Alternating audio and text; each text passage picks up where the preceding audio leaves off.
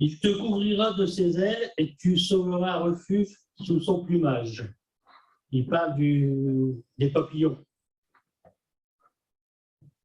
Une chercheuse à l'université, alors je vous le dis, s'est demandé comment le papillon pouvait se protéger du froid avec leurs ailes si fragiles.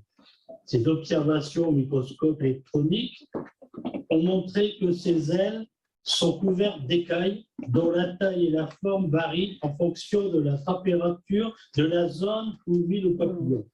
Ces écailles sont recouvertes d'une fine pellicule de mailles qui contrôle la circulation des infrarouges. En fonction de la température ambiante, ces mailles s'ouvrent plus ou moins et le papillon laisse échapper plus ou moins de chaleur de son corps afin de maintenir la température ambiante. Sous ces écailles se trouvent des capteurs thermiques et mécaniques, cellules vivantes nourries pour des réseaux pratiques et circulatoires. Ces ailes sont donc des viandes se permettant par leur battement de la circulation du sang dans l'insecte. Ainsi, le papillon ne pourrait pas vivre, se déplacer. Alors, ça m'a touché parce que je me suis fait cette réflexion, c'est quand même quelque chose de merveilleux, hein, le papillon. Et je me suis dit, le papillon, quand nous, on voit un papillon, j'ai comparé ce papillon à la parole de Dieu. Parce que la parole de Dieu, quand on la lit, qu'est-ce que c'est la parole de Dieu? C'est un livre avec des feuilles, avec des imprimés dessus, où il y a des histoires, et je me suis dit, quand on voit le papillon d'extérieur, et tout ça, on voit, c'est beau, la parole, c'est beau. Et le microscope, parce que en fait, la chercheuse, elle a dû, pour chercher tout ça, elle a dû prendre un microscope, et à travers le microscope, elle a vu des choses merveilleuses. Et je me suis dit, moi, notre microscope à nous, c'est le Saint-Esprit qui nous permet de plonger nos regards dans la Bible, mais le Saint-Esprit nous permet de voir des choses que, quand on lit littéralement, on ne verra pas plus. Et j'ai vu là, ça m'a donné cette assurance de l'importance qu'on lit la parole, bien sûr, il faut la lire, hein, mais surtout qu'il faut demander au Saint-Esprit, des fois, de nous révéler. Et vous avez déjà certainement eu le tour que vous lisez quelque chose plusieurs fois, puis un jour, vous ne savez pas pourquoi, il y a un microscope, hop, vous voyez quelque chose de... Et c'est pareil, ce matin, je vais vous parler d'un livre complet. Alors là, j'en ai pour quelques heures. Alors, tous les chapitres, je vais lire. Alors là, je ne sais pas... non, je rigole. C'est un tout petit livre. Il y a qu'un chapitre, il y a 25 versets. C'est un livre qu'on ne lit pas souvent, c'est Philémon. Alors pourquoi je vous dis ça? En intro, parfois il nous semble que des passages dans la parole nous semblent inutiles et même barbares. Vous avez déjà peut-être eu le tour, et c'était avec quelqu'un qui me disait, notre frère Jean-Bernard, en ce moment, il nous donne des plans de lecture. Et des fois, dans les plans de lecture, eh bien, quand on lit ces plans de lecture, vous arrivez dans, je ne sais pas moi, jeunesse ou quelles histoires. C'est bien. Mais par moments, quand on a fait dernièrement, vous êtes dans Exode, vous êtes dans Deutéronome, vous êtes dans Nombre, où là, des fois, c'est un peu barbare. Quand vous avez, par exemple, dans les généalogies, avec David, des fois, il y a des généalogies, tous ceux qui combattent avec lui, ou alors les généalogies des 12 tribus, Ruben, par exemple, le fils de, ou tout le sang, tout le tabernacle, tout ce qui explique, et après tous les enseignements, tous les pratiques que devait faire. Enfin, des fois, j'ai bien aimé parce qu'il y a un pasteur qui disait une fois, il dit, je ne pense pas qu'il y a quelqu'un qui dit, vite, j'ai quand même une demi-heure de livre, hop, je vais aller lire Exode. J'avais trouvé ça mignon parce qu'en fait, il voulait dire tout simplement que c'est vrai, vaut mieux lire, je préfère moi lire l'histoire de Joseph que lire ça. Mais alors, je me suis dit, c'est comme, je ne sais pas si vous aimez bien lire des nomenclatures, vous savez, quand vous avez un meuble, moi j'ai horreur de ça. Et on se dit, bon, il y a trop de choses, c'est inutile. Une fois, j'ai acheté un tout petit meuble que j'ai monté avec ma fille, un tout petit là. Je dis, il n'y a pas besoin de métier, ça. Quand j'arrive à la fin, j'avais monté à l'envers, j'ai tout monté, remonté. Ou alors, c'est pareil, hein, quand on a des assurances, quand vous prenez des assurances, vous avez un papier énorme.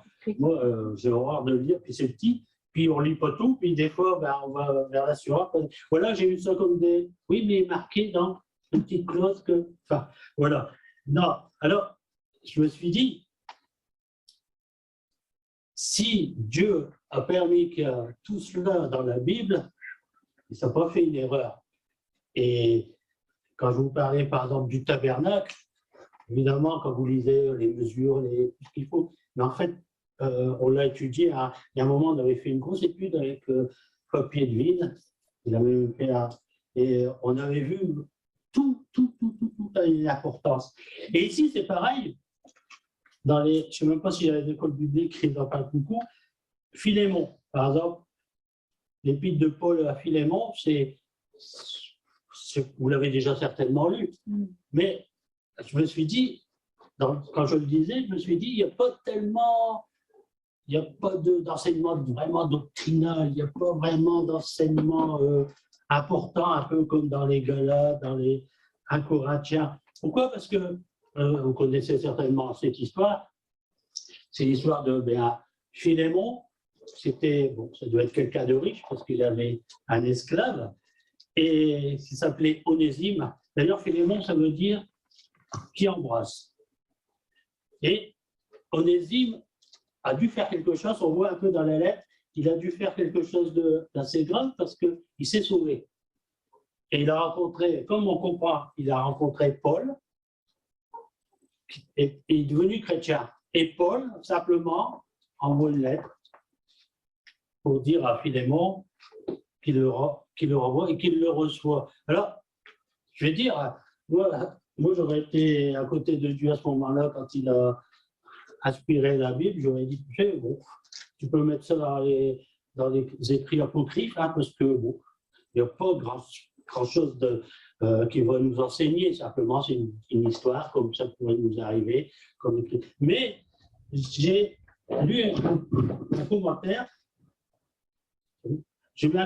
qui dit « Pourtant, cette lettre est considérée comme un chef-d'œuvre de tact et de cœur. » Alors quand j'ai lu ça, là c'est au début de ma Bible, il explique un petit peu ce qu'il y a dans la Bible. Et quand j'ai lu ça, j'ai dit, bah, tiens, je vais essayer de voir un petit peu. Et en effet, alors, du verset 1 à 3, Paul, prisonnier de Jésus-Christ, et le frère Timothée à Philémon, notre bien-aimé, et notre compagnon d'œuvre. À la sœur Aphia, Archippe, notre compagnon de combat, et à l'Église qui est dans la maison. Que la grâce et la paix vous soient données de la part de Dieu, notre Père, au Seigneur Jésus-Christ. Vous voyez, sans ça, je me suis dit, on voit que Paul n'attaque pas directement Philémon en lui disant tout de suite, il faudrait que tu fasses, je vais te renvoyer Onésime, reçois-le bien, et puis voilà. Non, d'abord, comment je vais dire, il le salue. Paul n'entre pas directement sur sa requête, il donne des salutations. Très cher ami, collaborateur, que Jésus vous donne grâce et paix, pleine de douceur. Il est très diplomate. Je ne sais pas, moi j'ai bien réfléchi avec cette lettre parce que je me suis dit, moi quand je vais voir quelqu'un, si j'ai quelque chose peut-être à lui demander, est-ce que je suis diplomate, est-ce que je dis bonjour mon frère, voilà, nous qui sommes ensemble avec Christ. Non, on rentre souvent dans le vif du sujet. Et ça m'a donné cet exemple, ça m'a fait penser, je ne sais pas si vous connaissez cet exemple aussi, sûrement. Genèse 32.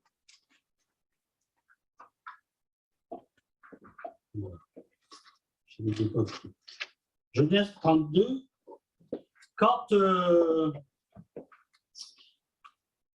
Jacob va rejoindre son frère Saül, il a un petit peu de crainte, hein, bien sûr.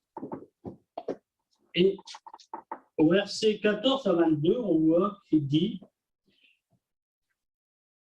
200 chèvres, 20 boucs, 200 brebis et 20 béliers, 30 femelles de chameaux avec plusieurs petits qu'elles allaitaient, 40, c'est toute une description. Il les remit à ses serviteurs, troupeau par troupeau, séparément, et il dit à ses serviteurs, passez devant moi et mettez un intervalle entre chaque troupeau. Il donna cela et cet ordre au premier, quand Ésaü, son frère, le rencontrera, et te demandera, à qui es-tu, où vas-tu, à qui appartient ce troupeau devant toi, tu répondras, à ton serviteur Jacob.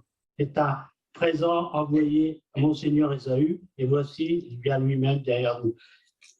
Et j'ai pensé à cela, ça m'a fait penser que, voilà, Jacob, il va envoyer des présents, hein, pour adoucir un peu son frère, parce que ce n'est pas dans l'état qu'il est. Et des fois, c'est ce que, dans le temps, il y avait, d'ailleurs, quand vous êtes invité quelque part, ben, vous apportez un bouquet de fleurs ou quoi que ce soit, ou il adoucit.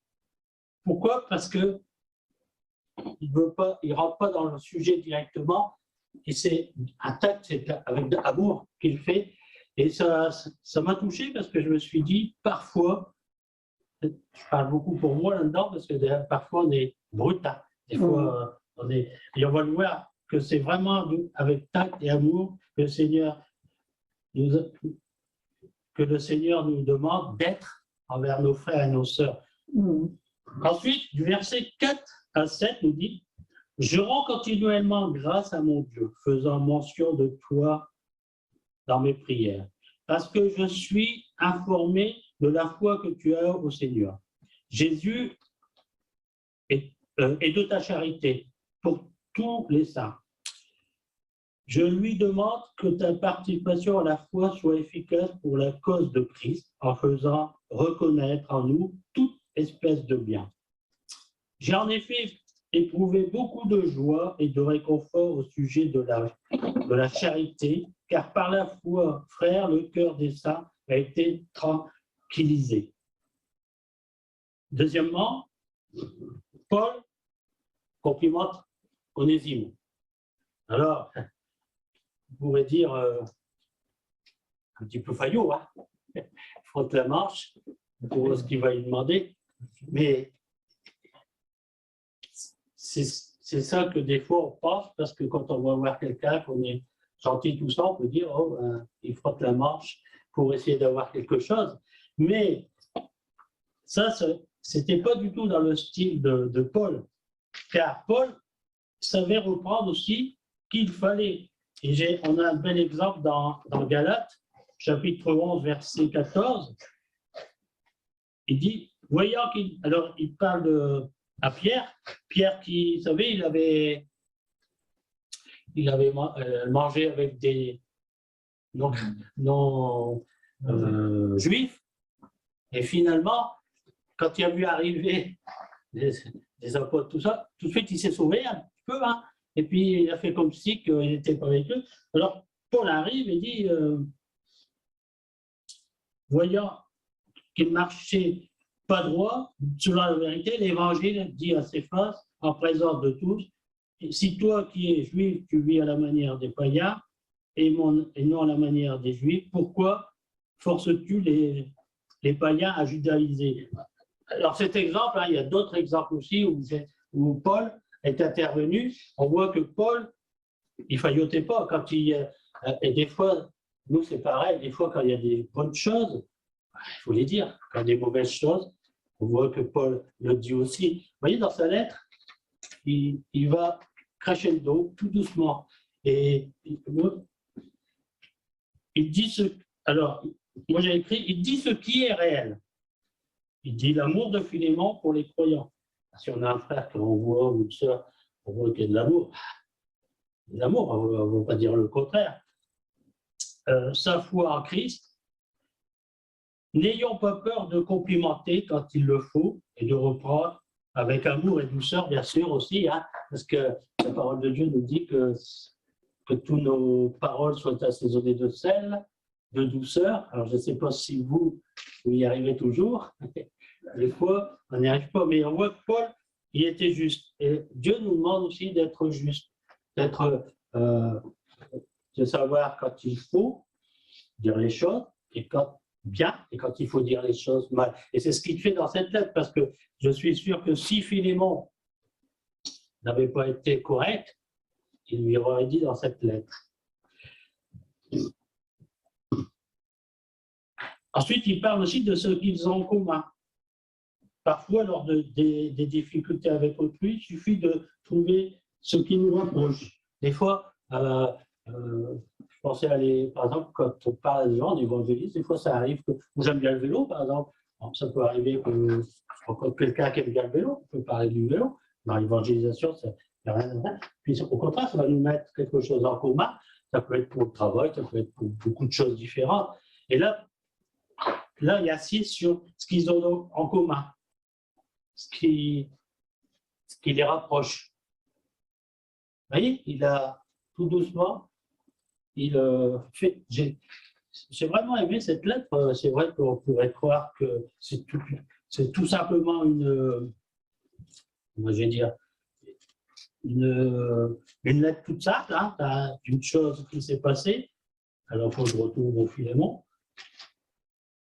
Alors,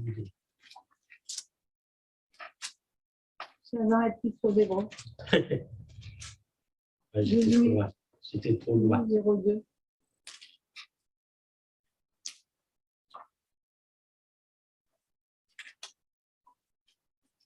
Voilà, je l'ai retrouvé.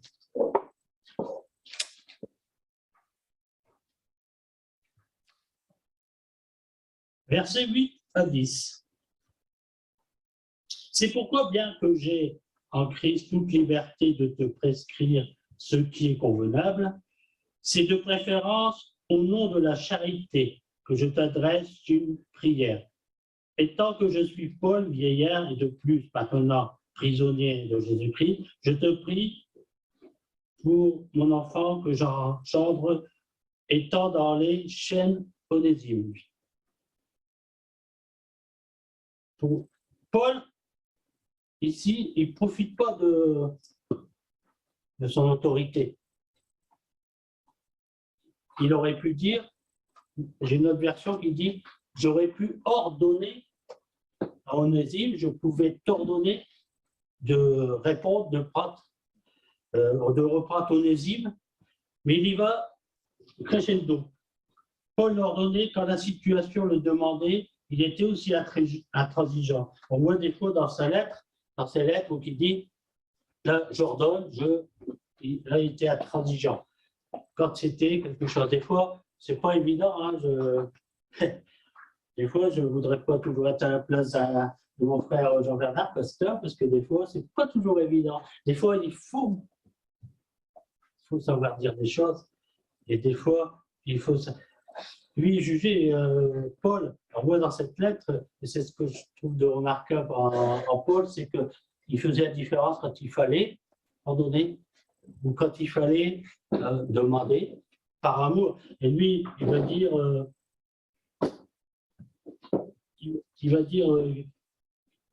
je demande au nom de l'amour, je demande une faveur. Parce que là, c'était pas quelque chose de crucial, c'est pas quelque chose d'obligatoire. C'est une demande qu'il fait. Mais, vu sa stature, il aurait pu exiger. Et parfois avec certains donnent trop d'ordre, un peu comme avec les enfants, hein, c'est pareil. Des fois, les enfants, si on leur donne trop d'ordre, des fois, on peut demander, tu sais, j'aimerais bien que tu en adoucis les choses. Et là, dans cette lettre, on voit vraiment que Paul adoucit ces choses. Et c'est vraiment, moi, ça m'a touché, cette lettre. Hein. Comme je vous ai dit, hein, ça va pas, il n'y a pas vraiment de doctrinal, de choses doctrinales, de choses. Mais on voit que Paul a réfléchi comment il allait demander à Philémon, comment il allait demander cette lettre. Et des fois, Dieu nous demande aussi de réfléchir. Je le verrai tout à l'heure, mais des fois, aujourd'hui, avec toutes les. Là, il devait faire une lettre. Alors, la lettre, tant qu'elle arrive, tant qu'il l'écrit, il prenait du temps. Des fois, on ne prend pas trop de temps, surtout aujourd'hui, avec tout ce qu'on a comme rapidité, hein, les mails, les SMS. Et des fois, ils disent, quelqu'un dit, ben, des fois, il vaudrait mieux écrire quand on a quelque chose à demander ou quelque chose. Parce que moi, on a vu des dégâts, ça peut faire avec les Facebook, tout ça. C'est terrible. Et là, Paul, pour moi, ce n'était pas encore branché Internet, hein, donc il a écrit une lettre. Non, mais c'est vrai, c'est terrible. Hein. Mais on voit, c'est quelque chose qui m'a touché. Alors, versets 11-14, qui autrefois, alors il t'a donné, qui autrefois t'a été inutile, mais qui maintenant est utile, et à toi et à moi. Je te le renvoie, lui, mes propres entrailles. J'aurais désiré me retenir auprès de moi pour qu'il me serve à ta place pendant que je suis dans les chaînes pour l'Évangile. Toutefois, je n'ai rien voulu faire sans ton avis, afin que ton bienfait ne soit pas comme une force, mais qu'il soit volontaire. Ici, il lui explique qu'Onésime, quelque part, est devenu chrétien, qu'il a accepté Jésus.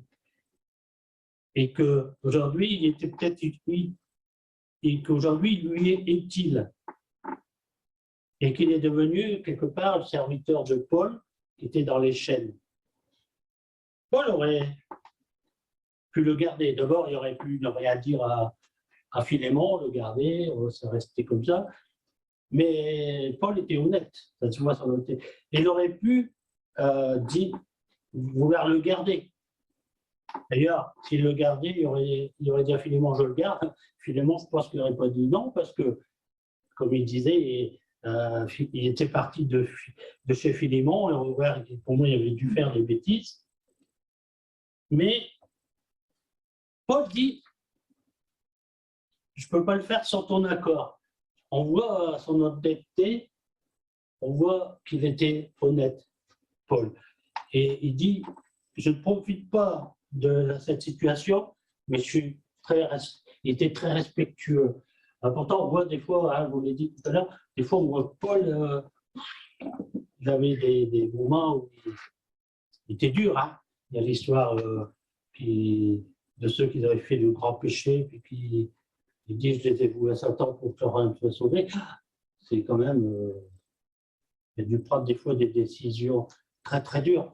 Mais on voit que Paul était quelqu'un de très respectueux, était quelqu'un de très juste. Il ne faut pas oublier qu'il a tout appris, on voit dans la parole de Dieu, il a tout appris de Dieu, parce qu'il est parti à un moment, il disait, je n'ai pas été longtemps avec les disciples, hein, donc Dieu, il a eu beaucoup de révélations avec Dieu. Et c'est beau de voir qu'il avait ce respect. Versets 15 à 16. Alors il dit, peut-elle a-t-il été séparé de toi pour un temps, afin que tu le retrouves pour l'éternité? Non plus comme un esclave, mais comme supérieur à un esclave, comme un frère bien-aimé de moi particulièrement, et que toi, à plus forte raison, soit dans la chair, soit dans le Seigneur. J'ai dit 15, 7, oui, voilà. Indirectement, Paul appelle au commandement aimer son prochain Et il met en évidence les points positifs d'Onésime. Il lui dit, ben, aujourd'hui, il va pouvoir être utile, il est devenu chrétien, et il dit, bien sûr, c'est ton esclave, ça existait en ce temps-là, mais surtout, c'est un frère en Christ. Vous voyez, il atténue les choses, il lui explique qu'il est devenu chrétien, et qu'aujourd'hui, il peut lui être utile. Des fois, il faut aussi savoir donner les points positifs, pas que les points négatifs, parce que l'apôtre Paul dit qu'il t'a été inutile dans le temps, mais aujourd'hui, il est devenu un chrétien. Surtout que Philémon avait une église de maison, hein, on le voit, une église de maison, et donc aujourd'hui, c'était un frère en Christ. Et au verset 17 à 20, il dit, si donc tu me tiens pour ton ami, reçois-le comme moi-même. Et si tu as fait quelque chose de tort, ou si tu dois quelque chose, mets-le sur mon compte. Moi, Paul, je t'écris de ma propre main, je paierai pour ne pas te dire que tu ne dois toi-même à moi. Oui, frère,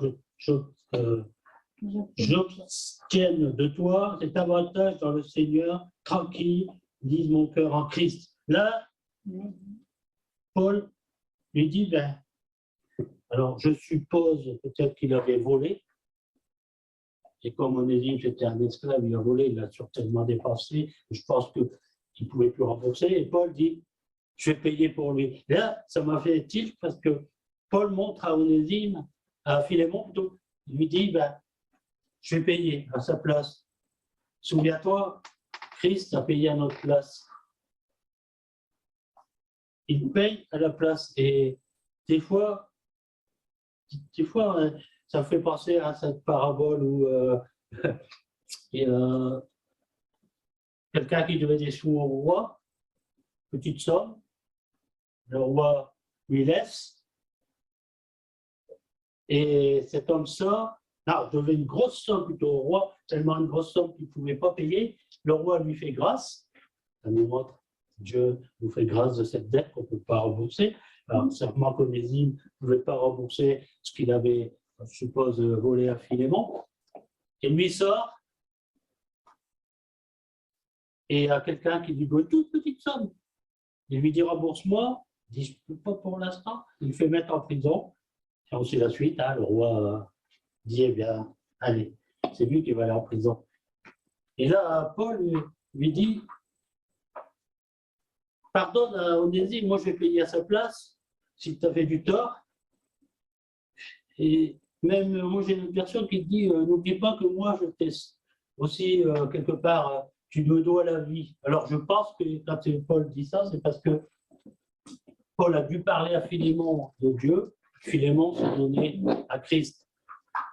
Et des fois c'est dans cette lettre, ça m'a fait penser, des fois, Dieu m'a pardonné tellement.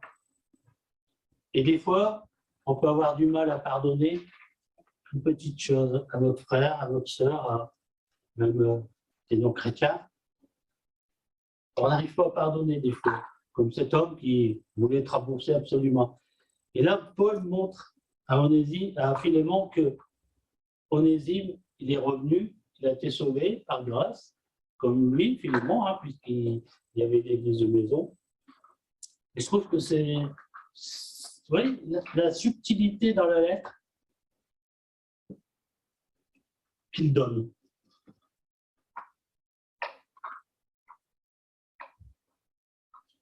Bien sûr, Paul certainement n'excusait pas la faute de Onésime.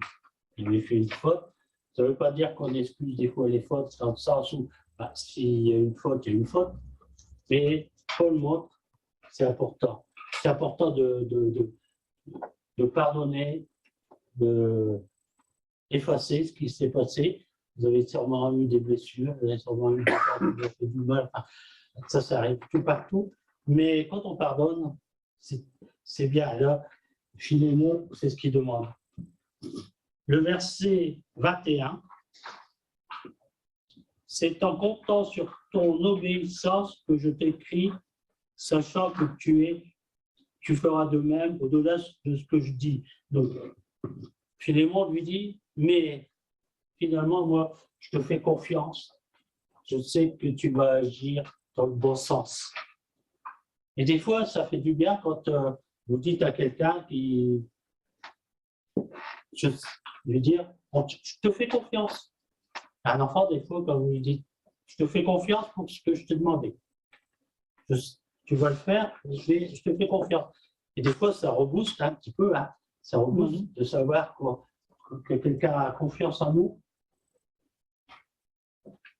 Alors, des fois, bien sûr, cette confiance, ça ne marche pas, mais voilà, vous avez vu toutes ces étapes de Paul. Et au verset 25, pour finir, Paul, en même temps, prépare-toi, à partir du verset 22, prépare-toi un logement, j'espère bientôt te voir, tout ça, et il dit que la grâce de notre Seigneur Jésus-Christ soit sur votre esprit. Et on voit là que Paul termine. Mais souvent, c'est beau quand il commence par des salutations avec bénédiction, et il finit par des salutations avec bénédiction. Et à travers toute cette lettre, qui paraît anonyme, qui paraît pas avec de grands poids doctrinaux, comme on peut trouver dans Galates, à Corinthiens, etc. Mais on voit que comment Paul a fait. En fait, conclusion, Paul il a suivi des étapes. D'abord, il a salué, et pas rentrer dans le vif du sujet. Tu sais, hein, je vais te l'envoyer, mais tu as intérêt à le reprendre. Il complimente Philémon sur ses qualités, sur ce qu'il est. C'est un chrétien. Tu vois, nous, on complimente sur les défauts plutôt. Hein. C'est notre nature, hein, c'est souvent. Hein. Paul n'en donne pas, mais il fait une demande alors même qu'il pouvait en donner à Philémon de le reprendre, parce que il en avait l'autorité, non? Il fait une demande. Paul parle en faveur d'Onésime. Il lui dit, tu sais, Onésime, aujourd'hui, il a changé, il est du chrétien. Paul est prêt à réparer les fautes. Ça montre qu'il dit, bien, Dieu va pardonner. Dieu t'a pardonné, Onésime. Philémon, pardonne aussi à Onésime. Et ça, des fois, c'est pas toujours évident. Paul montre qu'il est confiant en Philémon. Et il finit par des bénédictions.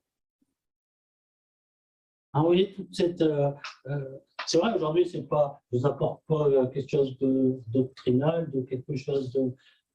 Mais dans cette lettre, moi, j'ai vu une chose, c'est que je me suis remis beaucoup en question. Je me suis beaucoup remis en question et je me suis dit, des fois, quand il se passe quelque chose, SMS, moi, je ne suis pas trop SMS, avec mes petits doigts, c'est compliqué, mais Facebook ou mail. Et j'ai vu, c'est vrai, j'ai vu beaucoup de dégâts. Là, ça va, Paul était assez loin, il a fait une lettre, donc il y a longtemps. Et on dit souvent, quand on a un grief, quand on a une demande, peut-être d'abord écrire sur le papier, le lire. Et après, dire à la personne. Mais aujourd'hui, on a tellement des techniques rapides. Et des fois, je regarde un peu ce temps-là où il n'y avait pas toute cette technologie qui est utile, mais où on ne prend plus le temps. Parce que Paul, il n'a pas dû écrire cette lettre en 5 minutes. Hein. Il a dû réfléchir, il a dû repenser à tout ce que Onésime, à tout ce que Philémon était, parce qu'on voit que Philémon, c'est un chrétien, puisqu'il avait. Et je me suis dit, si Dieu a permis que cette lettre soit là, parce que ça aurait pu être une lettre, comme je dis, ça peut être basique, banal, on dit, c'est l'histoire simplement, Paul a écrit une personne de reprendre son serviteur. Non, s'il a permis qu'elle soit là, c'est comme je vous disais tout à l'heure avec le papillon, hein, le microscope, cette parole, elle nous apprend, et moi, avec ce microscope, je me suis dit, dans cette parole, qu'est-ce qu'on voit? ce que nous sommes et l'amour de Dieu. Beaucoup d'autres choses, bien sûr. Je me suis dit, des fois, peut-être que je ne le fais pas non plus, des fois, avant de lire, je ne sais pas si vous faites, Seigneur, éclaire-moi par ton Saint-Esprit, on lit tout de suite, des fois, et Dieu ne peut pas nous révéler. Et des fois, avec ce microscope dans la parole de Dieu, parce que tout le monde peut lire la Bible, littéralement. Hein. Tout le monde peut lire la Bible. Moi, la première fois que je l'ai lu, j'avais commencé à me lire un peu quand j'étais gamin. Ouais, c'était de belles histoires. Mais quand on a ce microscope, comme ici cette lettre, on voit que vraiment, le Seigneur nous demande, c'est de réfléchir, pas aller trop vite. Surtout ça que j'ai appris, pas aller trop vite, pas tout de suite réagir. Il y a un proverbe qui dit, avant de parler, il faut faire aller cette fois sa langue dans sa bouche. C'est une expression pour dire, mais prendre le temps de réfléchir. Paul a pris le temps de réfléchir à travers cette lettre. Paul a pris le temps de tout diriger. Alors, je ne sais pas si lui, à ce temps-là, il y aurait eu les SMS et tout cela, s'il aurait envoyé aussitôt. Non, il a pris le temps. Ce matin, c'est tout ce que je voulais vous dire, c'est que vraiment, la parole, quand Dieu met surtout quelque chose, un livre, même qui nous paraît barbare, qui nous paraît long, le Seigneur est tout-puissant. Dieu puissant, ce matin, je veux vraiment te bénir et te dire, oui, Seigneur Jésus. Donne-nous le temps de réfléchir, de ne pas aller trop vite. Donne-nous le temps de vraiment, Seigneur, te demander ton éclairage. Si on a quelque chose à dire ou à faire, ou une décision à prendre, Seigneur Jésus, qu'on fait comme Paul, on prenne le temps de l'écrire.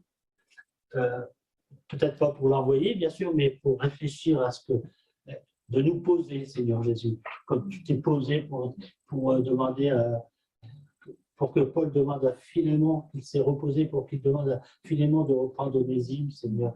Oui, merci, Seigneur Jésus, car ta parole est la vérité. Et donne-nous ton Saint-Esprit, ce microscope qui nous montre des fois des vérités, des choses qu'on n'a pas vues dans la parole, mais qui nous éclaire. Éclaire-nous par ta parole. Ta parole est une lampe à nos pieds, une lumière sur notre sentier. Alors, Seigneur Jésus, oui, j'ai compris l'importance de ta parole, de la lire, bien sûr, de la méditer, mais surtout, Seigneur, d'être patient, d'être vraiment à ton écoute de ce que tu veux dire, parce qu'on peut aussi de te demander, Seigneur, voilà, je dois faire telle chose, je dois demander telle chose. Seigneur, éclaire-moi, montre-moi ce que je dois dire, ce que je dois faire. Que toute la gloire te revienne, que toute la gloire soit à toi. Amen. Amen.